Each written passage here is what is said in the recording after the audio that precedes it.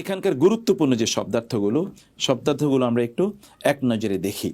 এখানে প্রথম যে শব্দটি আমরা দেখছি তা হচ্ছে রাদিয়াল্লাহু, যেটা রাদিয়া, সন্তুষ্ট হওয়া। এখান থেকে আমরা আল্লাহ আমাদের প্রতি যেন রাজি থাকেন এরকম আমরা বলে থাকি, মানে সন্তুষ্ট থাকা, রাজি। ওকে, অথবা আমরা বলি ওই কাজটা করার জন্য আমি রাজি আছি, এই রাজি মূলত রাদি। ওকে, তারপর হচ্ছে কি হুমা, মানে হচ্ছে তাদের উভয়ের বা তারা উভয়ে, দুটো অর্থে হতে পারে। তারপর হচ্ছে সামিআ, মানে হচ্ছে শোনা, যেমন আমরা বলি সামিআ আল্লাহু লিমান হামিদা, যিনি আল্লাহর প্রশংসা করেছেন আল্লাহ তার প্রশংসা শুনেছেন। অতএব সামিআ মানে হচ্ছে শোনা। আবার সামউন মানে হচ্ছে কান, ইন্না সামআ ওয়াল বাসারা ওয়াল ফুয়াদা কুল্লু উলাইকা কানা আনহু মাসউলা। এরপর হচ্ছে বুনিয়া শব্দটি তো আমরা অনেকবার পড়ে এসেছি। বুনিয়া মানে হচ্ছে ভিত্তিশীল বা ভিত্তি হওয়া, নির্মিত হওয়া। আলা মানে হচ্ছে উপরে, আলা।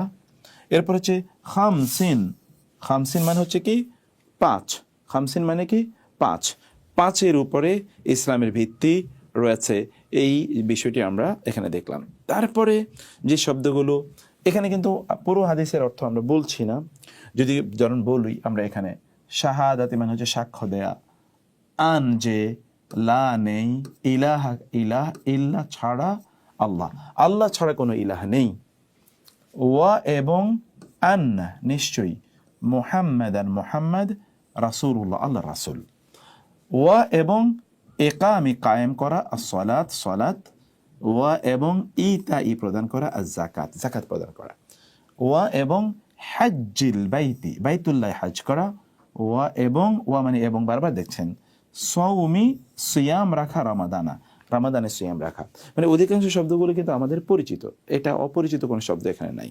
তাহলে শাহাদা মানে তো সাক্ষ্য প্রদান করা, আমরা বলি কালেমায়ে শাহাদা, সাক্ষ্যের কালেমা, তাই না? আর এরপর হচ্ছে ইকামি মানে হচ্ছে কায়েম করা, ইকামি এখান থেকে আমরা বলে থাকি একামত, নামাজের জন্য আমরা একামত প্রদান করি না, এই একামত কিন্তু এখান থেকে আসে, ইকামা। একামত, একামত মানে কি আপনি সকলে দাঁড়িয়ে যাওয়ার জন্য ঘোষণা প্রদান করলেন, এই জন্য আকিমুস সালাতা, তোমরা নামাজ কায়েম করো।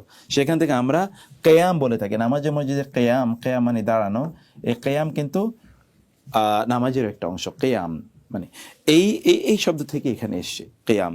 ওকে, ইতা শব্দ হচ্ছে প্রদান করা, আতা ইউতি, এইটা কোরআনে আছে, আকিমুস সালাতা আতুজ যাকাতা, এই একটি ফ্রেজ কোরআনে একসাথেই আসে, সেজন্য এটা জানলে আপনি এই অর্থটি বুঝতে পারবেন। তারপর হচ্ছে আল বাইত মানে হচ্ছে বাইতুল্লাহ, যেটি আমরা আগে বলেছি, বাইত মানে বাইতুল্লাহ। এবং আমরা যে বাংলায় বাড়ি শব্দটি বলি, বাড়ি, এটা কিন্তু এই বাইত থেকে এসে, কোথায় গিয়েছেন, বাড়িতে গিয়েছে, এই হচ্ছে বাইত। অতএব বাইত মানে ঘর বা বাইত মানে বাড়ি, যেটি আপনি বলছেন। তাইলে আমরা এই হাদিসটিকে কি বুঝলাম, আমরা ইসলামের পাঁচটি স্তম্ভ বুঝতে পারলাম। পাঁচটি স্তম্ভ কি কি বলুন তো? 1 2 3 4 5। ওকে, আপনারা ঠিক করে নেবেন।